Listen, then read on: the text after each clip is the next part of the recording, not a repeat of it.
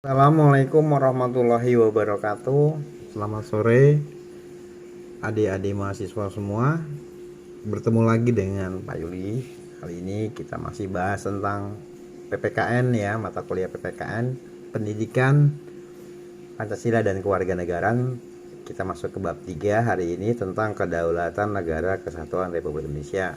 Baik, namun sebelum kita bahas lebih dalam, kita sama-sama berdoa menurut agama dan kepercayaan kita masing-masing ya. Bismillahirrahmanirrahim.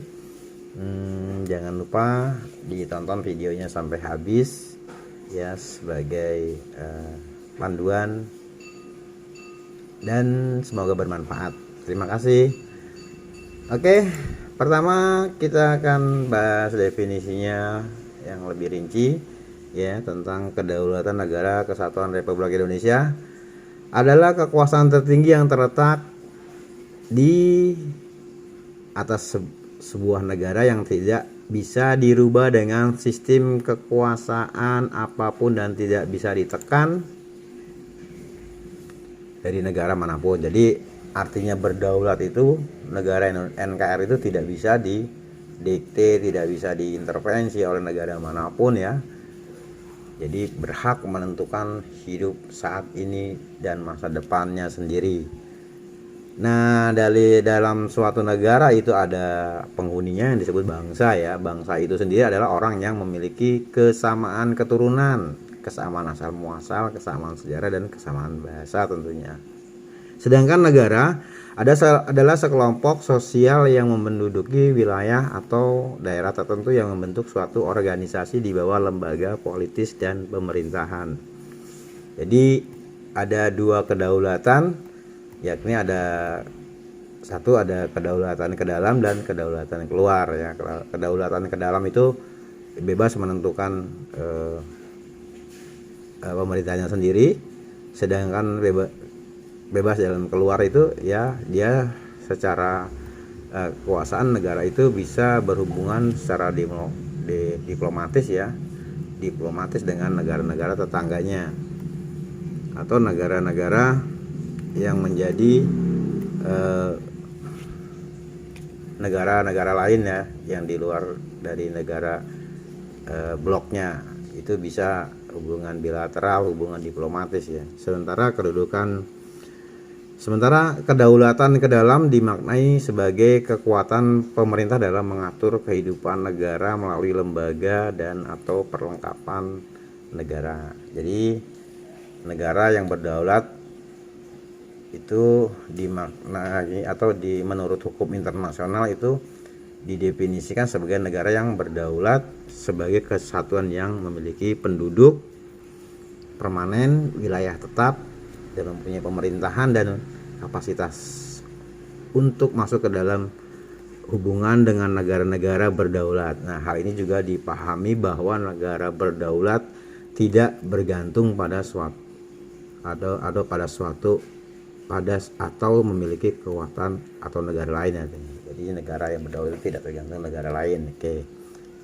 Seperti itu hakikatnya atau definisi negara yang berdaulat. Kita masuk ke sesi A, karena di bab 3 ini kita akan bagi 3 ya, sesi A, sesi B, dan sesi C. Kita masuk ke sesi A, yaitu hakikat dan teori kedaulatan. Nah, tadi Pak Yuli sudah sampaikan bahwa kedaulatan itu adalah kekuasaan yang tertinggi untuk membuat dan melaksanakan undang-undangannya ya di dalam negaranya sendiri. Dan sedangkan kedaulatan rakyat berarti pemerintahan itu yang berkuasa atau pemerintah itu mendapatkan mandatnya dari rakyat ya, oleh rakyat dan untuk rakyat. Sedangkan di Indonesia ini ya begitu ya, saat ini dari rakyat disampaikan kepada parlemen rakyat dan harus dijalankan oleh pemerintahan. Kemudian yang ketiga, negara yang berdaulat adalah negara yang mempunyai kekuasaan tertinggi atas suatu pemerintahan. Oke, ini sudah jelas, sangat jelas ya, negara yang berdaulat adalah negara yang mempunyai kekuasaan tertinggi atas suatu pemerintahan. Jadi ada pemerintahan di daerah-daerah itu, tetap yang tertinggi adalah negara yang berdaulat ya.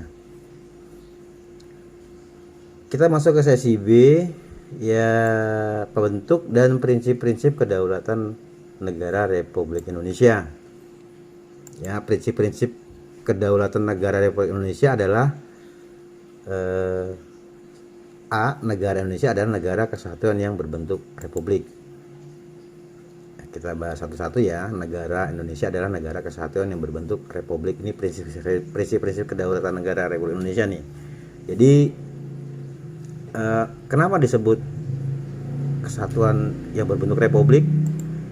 Nah, makna negara kesatuan Republik Indonesia itu sendiri atau NKRI adalah suatu bentuk negara yang terdiri atas wilayah-wilayah yang luas dan tersebar dengan bermacam-macam adat, suku, keyakinan serta budaya yang memiliki tujuan dasar menjadi bangsa yang merdeka, bersatu, berdaulat, adil dan makmur. Nah, di Indonesia itu beragam suku bangsa ada. Di Indonesia itu ada beberapa macam suku bangsa ya, agama serta budaya, namun Indonesia bagaikan satu tubuh ya. Indonesia harus dilihat sebagai satu kesatuan yang utuh. Nah, oleh karena itu negara kita disebut Negara Kesatuan Republik Indonesia ya, NKRI. Jadi kesimpulannya Negara Kesatuan Republik Indonesia adalah satu kesatuan meskipun terdiri dari berbagai suku dan pulau Indonesia. Indonesia tetaplah satu ya, walaupun berbagai macam suku-suku, banyak ras, itu tetap satu. Jadi kesatuan ini dapat dipandang dari 4 segi, yaitu kesatuan politis, satu, kedua kesatuan pertahanan dan keamanan, ketiga kesatuan ekonomi dan sosial, keempat sosial budaya. Oke, itu definisi dari negara Indonesia adalah negara kesatuan yang berbentuk republik. Yang B, kedaulatan berada di tangan rakyat dan dilaksanakan menurut Undang-Undang Dasar. Apa maksudnya di sini ya? Jadi di dalam Undang-Undang Dasar tahun 1945 itu di dalam pasal 1 ya menyatakan bahwa kedaulatan ada di tangan rakyat ya dan dilaksanakan sepenuhnya menurut undang-undang. Itu kekuasaan ada di tangan rakyat dengan ketentuan, diartikan bahwa pemilik kedaulatan dalam negara Indonesia ialah rakyat ya. Dalam undang-undang jelas dinyatakan seberikut. Kemudian kita masuk ke C, yaitu negara Indonesia adalah negara hukum. Kita definisikan, kita cari lebih merinci negara Indonesia. Kenapa disebut negara hukum? Negara hukum karena Indonesia itu adalah negara yang menegakkan supremasi hukum ya, untuk menegakkan kebenaran dan keadilan, dan tidak ada kekuasaan yang tidak dapat dipertanggungjawabkan. Artinya semua kekuasaan itu harus mempertanggungjawabkan ya, bersifat akuntabel. Jadi yang dimaksud dengan negara hukum adalah negara yang di dalamnya terdapat berbagai aspek peraturan-peraturan yang bersifat memaksa dan mempunyai sanksi tegas apabila dilanggar. Nah, di Indonesia kemudian punya ciri khas ya, negara hukum ialah unsur-unsur utamanya yang terdiri dari hukum bersumber dari Pancasila, satu ya, hukumnya bersumber dari Pancasila. Kedua, berkedaulatan rakyat. Yang ketiga, pemerintahan berdasarkan atas sistem konstitusi. Keempat, persamaan kedudukan di dalam hukum dan pemerintahan. Yang kelima, kekuasaan kehakiman yang bebas. Dan sebagaimana suatu negara disebut negara hukum apabila suatu negara itu dikatakan negara hukum jika menjunjung tinggi hak asasi manusia, tidak hanya peraturannya tetapi juga pelaksanaannya. Selain itu, negara hukum juga memiliki pembagian kekuasaan yang tegas ya, misalnya ada kekuasaan legislatif, ya, yudikatif dan eksekutif. Oke, lanjut ke D. Prinsip-prinsip kedaulatan negara Republik Indonesia. Ada presiden tidak dapat membubarkan DPR. Ya, tegas ya, tadi ya, sesuai undang-undang. Kemudian menteri-menteri diangkat dan dilantik oleh presiden sebagai pembantunya ya. Kemudian MPR dapat memberhentikan presiden atau wakil presiden. Oke. Kemudian itu dari prinsip-prinsip kedaulatan negara Republik Indonesia ya. Itu saat ini yang bisa kita lihat. Dan sesi C melaksanakan prinsip-prinsip kedaulatan sesuai Undang-Undang Dasar tahun 1945 ya, melaksanakan prinsip-prinsip kedaulatan ya, melaksanakan prinsip-prinsip kedaulatan itu kekuasaan ya. Dalam perkembangannya demokrasi Indonesia mengalami beberapa fase ya pelaksanaan demokrasi ya. Di sini ada pertama itu demokrasi parlemen, demokrasi parlementer itu tahun 1945 sampai dengan 1959, yaitu era Orde Lama ya. Jadi sebelumnya kita review dulu ya mengangkut demokrasi ini. Kita review dulu apa yang dimaksud dengan demokrasi. Demokrasi itu dari bahasa Yunani ya, berasal dari demos, berarti rakyat, dan kratos yang berarti kekuatan. Nah, secara harfiah apabila digabungkan memiliki makna kekuatan yang berasal dari rakyat. Nah, ciri-ciri demokrasi Indonesia tuh ya kan kita menganut sistem demokrasi Pancasila adalah kita bisa lihat ciri-ciri demokrasi Pancasila adalah kedaulatan berada di tangan rakyat sebab selalu didasarkan pada keputusan itu berdasarkan pada kekeluargaan dan gotong royong gitu. Apabila ada pengambilan keputusan tuh juga melalui musyawarah untuk mufakat. Nah, demokrasi menjadi pilihan pemerintahan kita karena saat ini terbaik ya, karena dapat mengakomodasi bagaimana beragamnya kepentingan dan aspirasi masyarakat.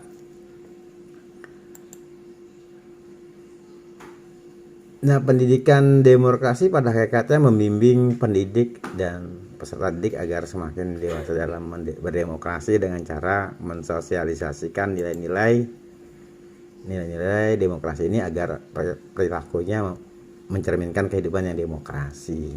Nah, itu maksudnya kita sekalian mereview sejarah, kita juga bisa lebih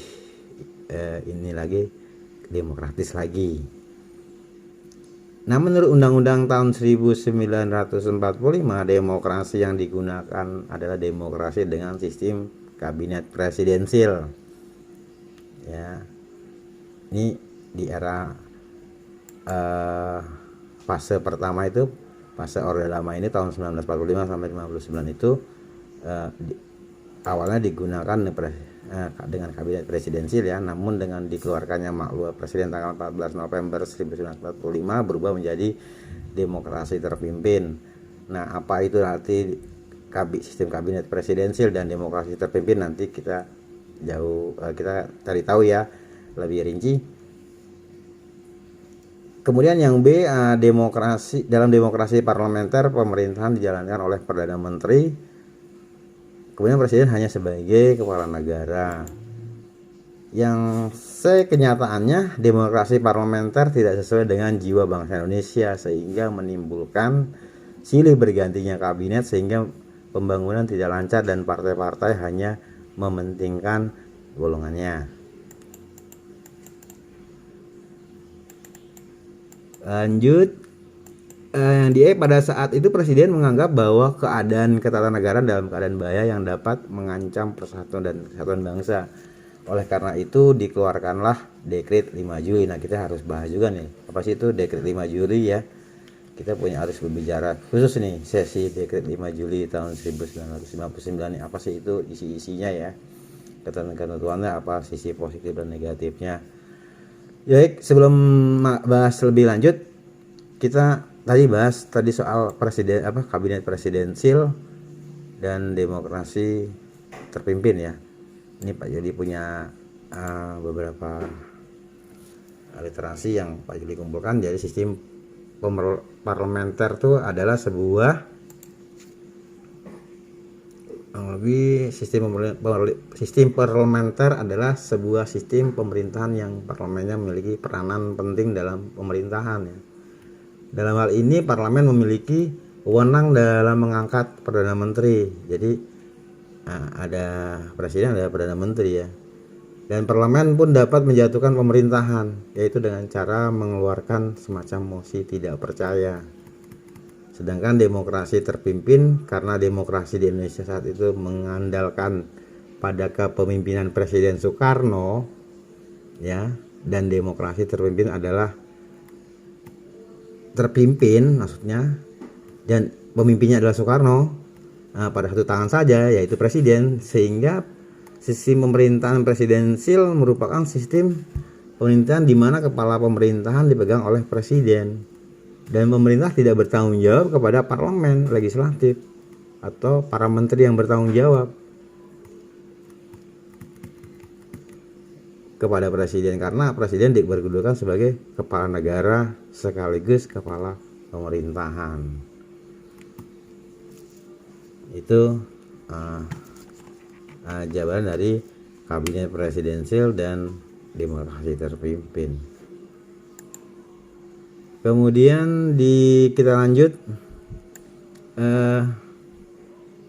fase ya tadi ya, beberapa fase. Pertama Orde Lama tahun 1945 dan 1959. Yang kedua itu demokrasi terpimpin tahun 59 sampai tahun 66. Nih, Orde Lama ke Orde Baru ya. Menurut Undang-Undang Dasar tahun 1945, Presiden tidak bertanggung jawab kepada DPR, namun Presiden dan DPR berada di bawah MPR. Kemudian yang B, pengertian demokrasi terpimpin pada sila keempat Pancasila, yaitu dipimpin oleh kebijaksanaan dalam permusyawaratan perwakilan. Namun Presiden menafsirkan terpimpin yaitu terletak pada pimpinan besar revolusi, sehingga pemusatan kekuasaan tetap di tangan presiden. Yang ketiga, demokrasi Pancasila tahun 1966 sampai dengan tahun 1989 ya, kita sebut Orde Baru. Nah, keempat itu demokrasi Pancasila masa reformasi tahun 1989 sampai dengan sekarang. Nah, demokrasi yang dikembangkan pada masa reformasi pada dasar adalah demokrasi berdasarkan Undang-Undang Dasar tahun 1945 dengan menyempurnakan dan perbaikan peraturannya. Kemudian pemisahan kekuasaan antara legislatif, eksekutif, yudikatif yang didasarkan pada tugas dan fungsinya masing-masing. Ini di era reformasi ini dikembangkan ya, ditegakkan di era reformasi atau era pasca lengsernya Pak Harto di Indonesia dimulai pada tahun 1998 ya, tepatnya saat kejatuhan Presiden Soeharto sebagai presiden dan mengundurkan diri pada tanggal 21 Mei 1998 dan digantikan oleh presiden saat itu B.J. Habibie. Periode ini didirikan oleh lingkungan sosial politik yang lebih terbuka ya. Ya, periode ini memberikan lingkungan sosial yang lebih terbuka. Pengaruh dan dampaknya memang tidak dipungkiri. Ada dampak positif dari reformasi, yaitu pertama itu mendorong kehidupan politik yang terbuka, dinamis dan demokratis, dan kedua tingginya minat partisipasi masyarakat dalam pengelolaan negara ya, seperti parpol, ormas ya, LSM dan yang LSM yang independen.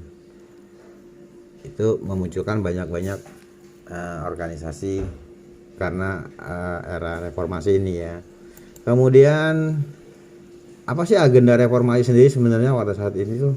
Agenda reformasi yang menjadi tuntutan para mahasiswa pada saat itu mencakup beberapa hal ya, seperti mengadili Soeharto dan kroni-kroninya, melaksanakan amandemen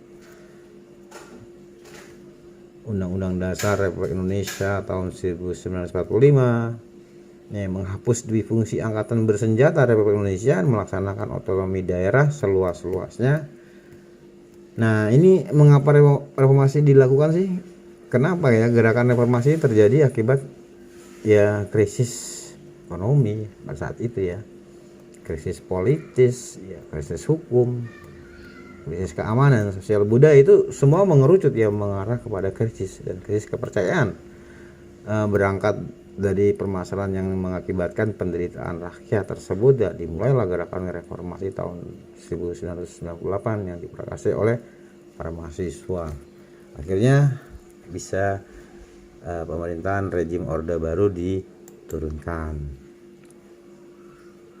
Ya, sebenarnya tujuan utama reformasi ini pada awalnya adalah untuk memperbaiki tatanan kehidupan bermasyarakat ya, berbangsa dan bernegara. Lebih jelasnya tujuan reformasi adalah supaya masyarakat itu tidak kesulitan lagi memenuhi kebutuhan pokok ya. Hal ini juga lah yang menjadi penyebab utama munculnya gerakan reformasi saat itu. Oke, sekarang